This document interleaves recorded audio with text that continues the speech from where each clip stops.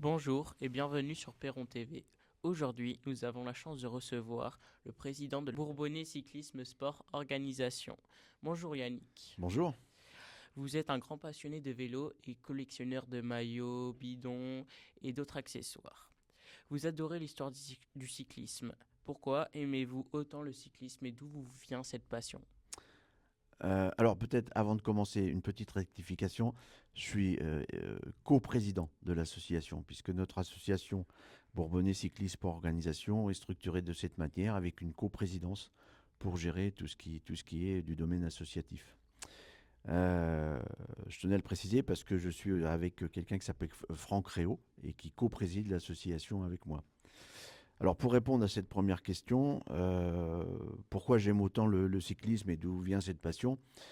J'ai eu la chance d'avoir un papa qui aimait le sport et qui m'amenait, quand j'étais très très jeune, qui m'amenait partout, et notamment sur les courses cyclistes, sur les courses cyclistes de niveau national et international.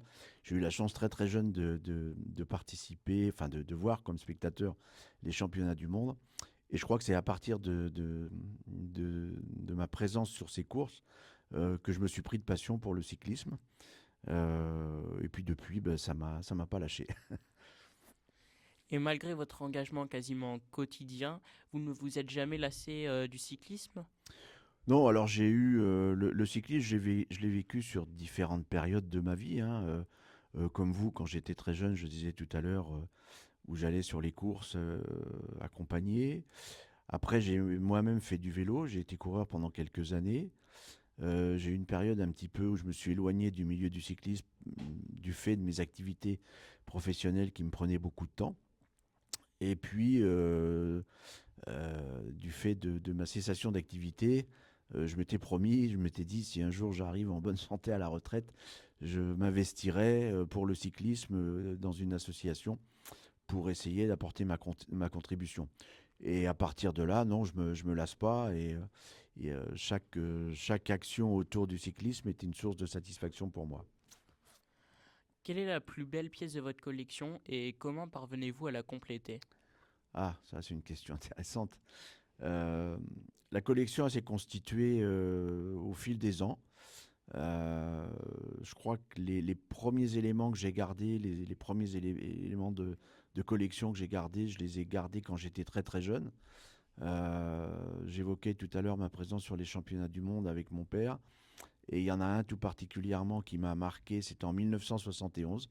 C'était à Mendrisio. Et là, sans vraiment le savoir, j'ai gardé tout ce que j'avais collecté sur cette journée-là. Et je crois que c'est parti comme ça.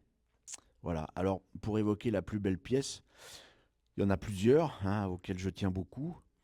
Peut-être la plus importante à mes yeux est un vélo qui m'avait été offert il y a quelques années, qui est le vélo de Greg LeMond du Tour 1989, du Tour de France 1989. Avec votre association, vous organisez la Classique des Bourbons, qui se déroulera cette année du 5 au 6 juillet.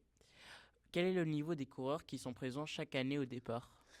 Alors, c'est une course qui est ouverte aux catégories juniors, ce qu'on appelle maintenant les U19, hein, tous les jeunes coureurs qui sont âgés de moins de 19 ans.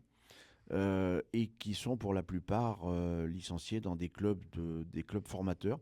Alors à la fois des clubs français, puisqu'on va accueillir et on accueille depuis plusieurs années des clubs et des équipes qui viennent de Besançon, qui viennent de Marseille, qui viennent de Lyon, qui viennent de Guéret, tous des clubs formateurs, et depuis quelques années aussi des équipes étrangères. On aura la chance sur l'édition 2025 d'accueillir le Vélo Club de Londres, donc de jeunes Anglais qui vont faire le déplacement pour venir participer à cette épreuve. On aura aussi une équipe qui viendra de Belgique. On aura une équipe qui vient de Colombie, le Team Inca. Donc c'est une course qui prend une dimension internationale depuis quelques années. Et ça, je dois avouer qu'on en est assez fier, assez content.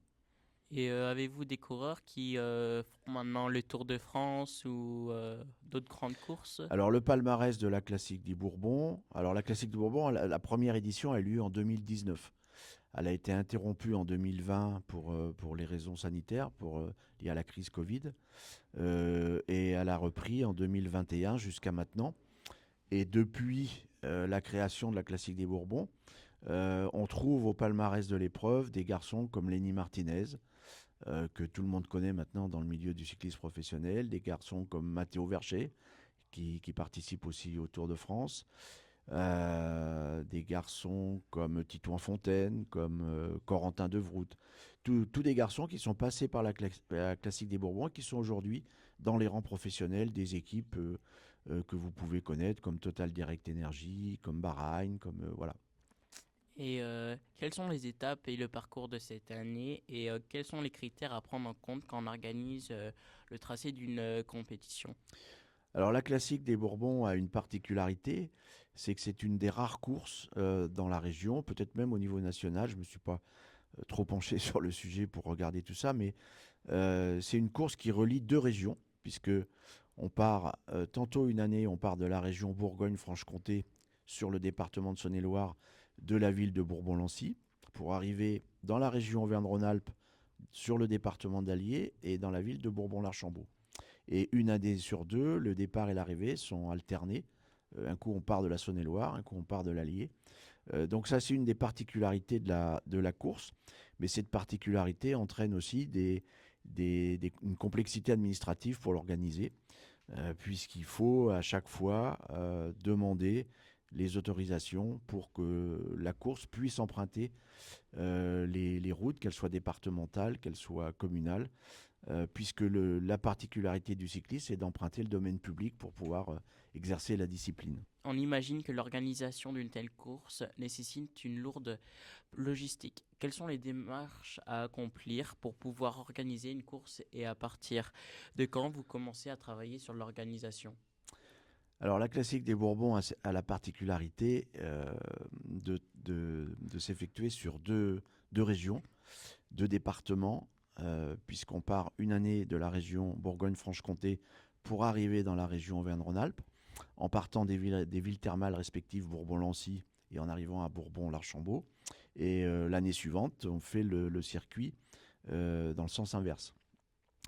Les difficultés, c'est que administrativement, c'est assez lourd, puisqu'on utilise le domaine public pour que la course puisse s'effectuer, à l'inverse de sports collectifs ou de sports en salle, où là les enceintes sont privées, déterminées, et toutes les conditions de sécurité sont requises. Le cyclisme s'effectue sur la route, sur le domaine public, et à chaque fois on repart d'une feuille blanche pour assurer le bon déroulement de l'épreuve, tant au niveau de la sécurité de la dimension sportive. Alors il y a certaines contraintes effectivement à prendre en compte. D'une part le kilométrage, puisque pour chaque catégorie d'épreuve, il y a un kilométrage à respecter. Les conditions de sécurité, qui sont prépondérantes, puisqu'il faut que tout soit bien calé avec les services de l'État, en l'occurrence les services de la préfecture, les services de gendarmerie, les services de police quand on est en zone police. Donc ça nécessite un gros travail de coordination en amont.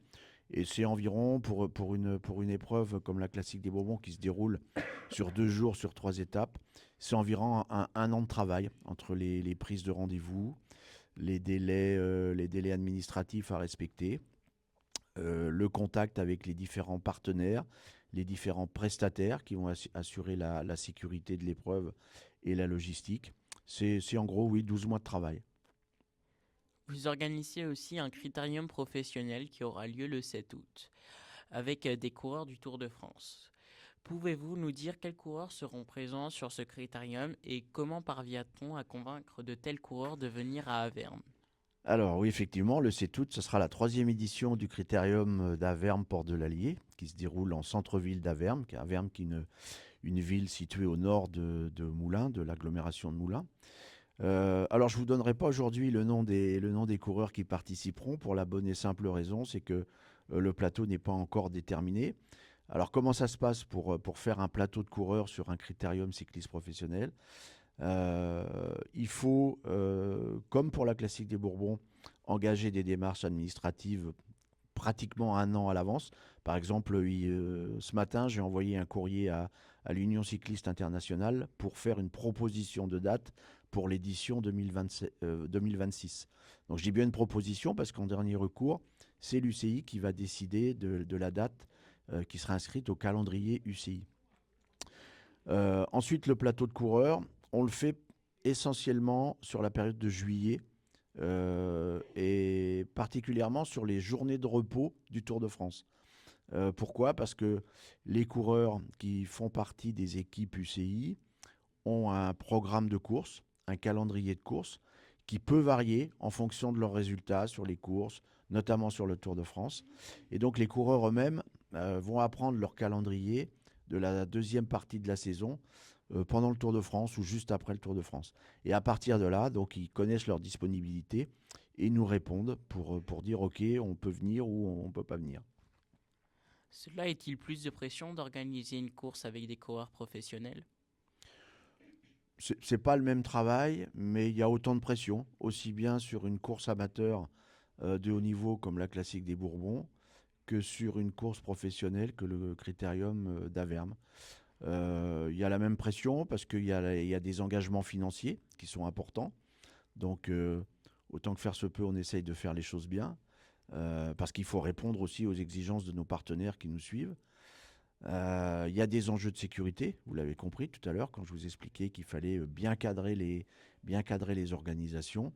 Donc non, je crois que la pression est identique. Nous, notre souci en tant qu'organisateur, et souvent on en parle en réunion, et je vous évoquais tout à l'heure Franck Réau, le coprésident, notre souci c'est la sécurité, à la fois des coureurs, à la fois de l'organisation, à la fois du public qui est présent. Et puis après, les choses découlent, des choses plus techniques qui se travaillent avec l'expérience de l'organisation des épreuves. Pour vous, quelle course vous a demandé le plus d'organisation? Alors la classique des Bourbons se déroule sur 2 jours et sur des étapes en ligne, ce qu'on appelle des étapes en ligne, c'est-à-dire sur le domaine public, entre un point A et un point B, entre deux villes. Et là, il faut énormément de sécurisation. Par exemple, sur l'épreuve, la dernière étape de la classique des Bourbons, entre Vitry-sur-Loire et Bourbon-l'Archambault, qui va représenter environ 106 ou 107 km, il nous faut environ 120 signaleurs, 120 personnes qui vont sécuriser les carrefours. Il nous faut des motards qui vont sécuriser la circulation. Il nous faut des ambulances, il nous faut un médecin. Donc tout ça, c'est important à caler. Ça demande beaucoup d'organisation. Ces 2 derniers jours, le Critérium du Dauphiné était dans l'Allier. Tadej Pogacar a remporté la première étape qui, sur le papier, était plutôt promise aux sprinters.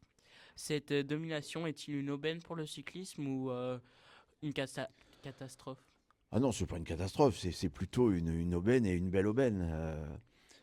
Tadej Pogacar fait partie des grands champions, fait partie des gens qui marquent l'histoire du cyclisme, comme il y a eu comme par le passé des gens comme Fausto Coppi, comme Louison Bobet, comme Eddy Merckx, comme Bernard Hinault. Tout ça, ce sont des super champions qui marquent leur époque, qui marquent les épreuves, qui marquent l'histoire du cyclisme. Et moi, je le considère plutôt comme une aubaine. Alors effectivement, dimanche dernier, les spécialistes ou les journalistes avaient écrit dans la presse que cette étape serait sûrement une étape pour sprinter. Sauf qu'aujourd'hui, on a affaire à des coureurs qui sont très complets. Et les grands champions qui remportent les grands tours sont de toute façon des coureurs très complets. Il y avait une bosse, hein, il y avait une difficulté à quelques kilomètres de l'arrivée. Et Vingegaard, Pogacar, Evenepoel, Van Der Poel ont saisi cette opportunité pour se détacher, pour faire un groupe devant et se sont expliqués entre grands champions sur la ligne d'arrivée. Voilà. Alors, techniquement, il y a eu Mathieu Van Der Poel qui a lancé le sprint, peut-être d'un peu trop loin. Il l'a dit lui-même à l'arrivée. Et Pogacar, qui est en aspiration derrière, en a profité pour passer la ligne le premier. Mais c'est plutôt un beau vainqueur pour cette édition, pour cette première étape. Un beau vainqueur pour Molusson aussi, puisque au palmarès du Dauphiné, le nom de Tadej Pogacar sera inscrit sur l'étape de Molusson. Et ça, c'est plutôt bien pour le cyclisme. Vous avez accepté que je puisse couvrir la classique des Bourbons et le Critérium d'Averme. Pourquoi m'offrir une telle opportunité? Ah,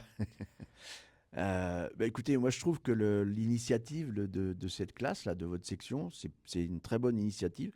Moi j'aurais aimé, quand j'étais au collège, alors il y a quelques années, hein, pouvoir bénéficier d'une telle opportunité. Et il m'a semblé logique qu'on puisse répondre à votre demande pour venir voir un petit peu l'envers du décor, les coulisses de l'organisation d'une course, que ce soit la Classique des Bourbons, où là on sera sur le versant amateur, que le Critérium professionnel, où là on sera sur le versant plus professionnel. Donc non, non, moi je suis très heureux que vous puissiez venir, je suis très heureux d'être là avec vous sur ce plateau, parce qu'encore une fois, l'initiative de votre classe et ce que fait avec vous votre enseignant, je trouve ça remarquable et je trouve plutôt bien pour des jeunes comme vous d'avoir cette opportunité-là. Sur la classique des Bourbons, les équipes sont-elles mixtes? Non, sur la classique des Bourbons, sont des équipes essentiellement masculines. Alors c'est une bonne question parce que le cyclisme féminin, c'est une question sur laquelle on se pense aussi au niveau de l'association Bourbonnais Cyclisme pour Organisation. Euh, Peut-être qu'on envisage pour l'avenir, pour la suite, de créer une épreuve spécifiquement féminine. Parce que aujourd'hui, le cyclisme féminin est en plein développement et c'est vraiment une bonne chose. Il y a eu une première période dans les années 70-80 où déjà le cyclisme féminin avait sa place. En tout cas, on lui donnait sa place avec le Tour de France féminin. Il y a eu une interruption. Alors à cette époque, hein, on se souvient des grands noms, Jeannie Longo, Cathy Marshall, Maria Canins. Et puis il y a eu une interruption du Tour de France, qui est un peu la locomotive du cyclisme, pour repartir là il y a quelques années, et avec le succès qu'on connaît, puisque le Tour de France féminin part juste après le Tour de France masculin. Euh, la Fédération française de cyclisme fait des efforts considérables pour le développement du cyclisme féminin.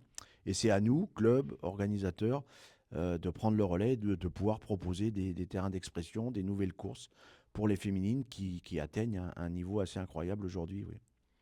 Et je reviens sur le parcours. C'est vous qui choisissez par où vous passez ou vous passez que par les routes où vous avez le droit? Alors ça, c'est une très bonne question parce que le choix d'un parcours est prépondérant pour la réussite d'une épreuve, euh, pour la réussite sportive, mais aussi pour tout ce qui entoure l'épreuve et notamment, encore une fois, la sécurité. Alors nous, on a la chance sur la Classique des Bourbons que les deux villes qui sont départ et arrivée soient toujours les mêmes, puisque, comme son nom l'indique, la Classique des Bourbons relie Bourbon-l'Archambault à Bourbon-Lancy, deux villes thermales. Par contre, les parcours changent chaque année. Et pour faire le choix d'un parcours, il faut d'une part, sur les zones de départ et arrivée, voir si la logistique a sa place, si on a suffisamment d'espace pour installer le barriérage, les cars podiums, l'écran géant, puisque cette année, la classique des Bourbons sera retransmise en intégralité sur un écran géant sur la ligne d'arrivée. Donc tout ça, ça nécessite une zone technique, ce qu'on appelle une zone technique. Donc ça, il faut le préparer. Et puis après, pour l'intérêt sportif de l'épreuve, il faut que les difficultés soient placées à des endroits assez stratégiques. Alors, cette année, la première étape, ce sera une étape qui reliera Bourbon-Lancy à Bourbon-Lancy, sur un circuit de 37 km à faire 3 fois, sur un parcours assez vallonné qui propose environ 1000 mètres de dénivelé positif. Donc, il y a déjà de quoi faire une belle course. La deuxième étape, ce sera un contre-la-montre individuel qui se déroulera sur la commune de Vitry-sur-Loire, en Saône-et-Loire, qui est une petite commune aux alentours de Bourbon-Lancy. Un contre-la-montre individuel de 9 km, où là aussi, il faut choisir le circuit de manière à ce que ce soit assez sélectif, à la fois pour des coureurs, que les coureurs puissent exprimer leur puissance et leur capacité technique sur ce genre d'épreuve. Et puis la dernière étape qui reliera Vitry-sur-Loire à Bourbon-l'Archambault, où là, les difficultés seront mises sur les 15 derniers kilomètres avec des bosses successives qui devraient faire la sélection pour que les coureurs les plus en forme puissent inscrire leur nom au palmarès de l'épreuve. Alors, il faut prendre en compte aussi toutes les dimensions de sécurité, emprunter des routes que les services de la préfecture veulent bien nous laisser emprunter, parce que parfois on est confronté à des modifications de parcours au dernier moment, parce qu'il y a des travaux qui n'étaient pas prévus, qui sont engagés sur la route à ce moment-là, et on ne peut pas faire passer le peloton. Donc ça rejoint un peu ce que je disais tout à l'heure, administrativement c'est assez lourd. C'est des liens constants avec les services de l'État, avec les services du département et en l'occurrence le service des routes. Il faut prévoir des zones de ravitaillement, il faut prévoir des zones pour les véhicules, il faut prévoir les zones de dérivation à l'arrivée de l'étape. Donc tout ça, ce sont des choses assez techniques qu'on met en place avec l'expérience de la course, avec l'expérience de l'organisation. Et donc effectivement, il y a énormément de critères à prendre en compte pour organiser une épreuve. Des coureurs viennent-ils selon le parcours que vous proposez? Alors, on est dans une région où on ne va pas de fait proposer une épreuve pour grimpeurs ou une épreuve de montagne. Par contre, on peut proposer une épreuve assez dynamique avec des bosses à répétition. Euh, bon, au niveau des U19, au niveau des juniors, les équipes viennent en premier lieu pour participer, pour marquer des points, pour prendre du rythme ou pour se préparer pour des échéances plus importantes comme les championnats de France ou les choses comme ça. Mais on a des équipes qui maintenant sont devenues fidèles à la classique des Bourbons parce qu'ils trouvent cette épreuve intéressante pour leurs jeunes coureurs au niveau de l'apprentissage de la course, des difficultés de l'épreuve et puis du palmarès. Merci beaucoup, Monsieur Gondou, de nous avoir accordé cet entretien. À très vite sur les routes des classiques de Bourbon. Merci à vous.